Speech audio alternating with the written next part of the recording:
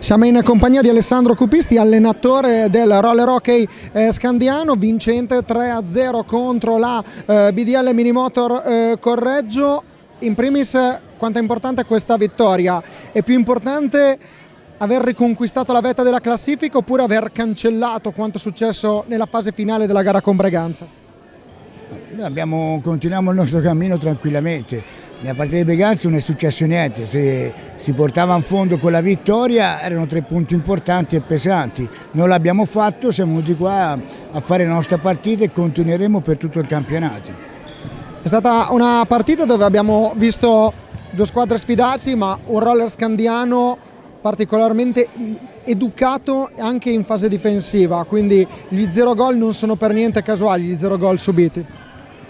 Io penso che sia stata una bellissima partita che per chi l'ha vista, 2 squadre che hanno provato a giocare hockey correttamente, perché nonostante sia finita a 9 falli a 6, si sembra che sia stata una partita corretta, rispettosa.